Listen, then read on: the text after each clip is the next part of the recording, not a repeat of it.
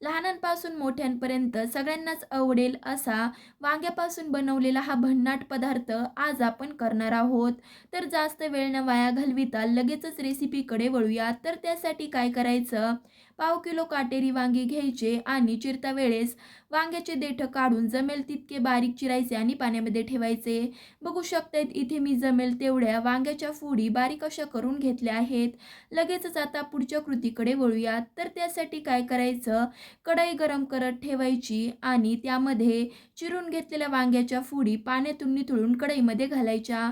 वांग्याच्या फोडी पाण्यातून काढता वेळेस जमेल तितकं पाणी निथळायचं, जेणेकरून जास्त देखील वांग्याच्या फोडीमध्ये पाणी राहायला नको.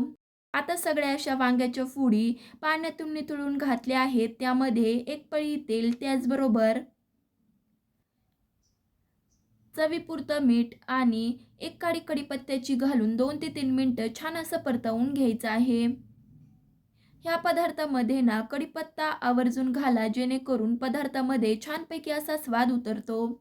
आता कढीपत्ता घालून झाल्यावरती 2 ते 3 मिनिटं चांगलं असं मंद आचेवरती परतवून घ्यायचं. नंतर झाकण ठेवून 5 ते 7 मिनिटं वाफेवरती वांग्याच्या फोडी शिजवायच्या. आता वाफेवरती वांग्याच्या फोडी छान अशा शिजल्या आहेत. आता थोडंसं मिक्स करून घ्यायचं. नंतर चमच्याच्या साहाय्याने हलक्याशा वांग्याच्या फोडी ठेचायच्या. ठेचते वेळेस एक गोष्ट लक्षात ठेवायची की जास्त देखील ठेचायचं नाही, हलकेसे चंक्स देखील राहायला हवेत. आता परतवून आणि ठेचून घेतलेल्या वांग्याच्या फोडी एका भांड्यात काढून हलक्याशा कोमटसर करायच्या. जास्त देखील कोमटसर करून घ्यायची गरज नाही. 5 ते 7 मिनिटं थंड झालं की लगेचच ह्यामध्ये एक वाटी बारीक चिरलेला कांदा, एक मोठा असा कांदा बारीक चिरून घेतला आहे. त्याचबरोबर पाववाटी दाण्याचा कूट, चवीपुरतं मीठ, पाववाटी आंबटसर असं दही.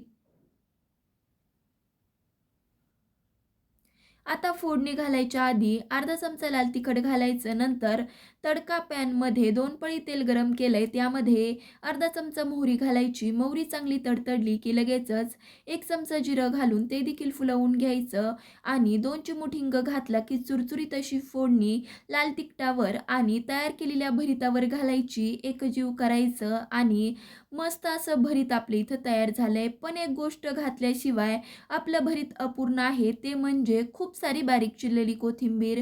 कोथिंबीर घालून एकजीव केलं की लगेचच पोळीबरोबर, भाकरीबरोबर ह्या भरिताचा आस्वाद घ्यायचा. आणि कसं झालं हे मला कमेंट करून सांगायला विसरायचं नाही. अशाच रेसिपीज पाहण्यासाठी आपल्या चॅनलला सबस्क्राईब करा. धन्यवाद.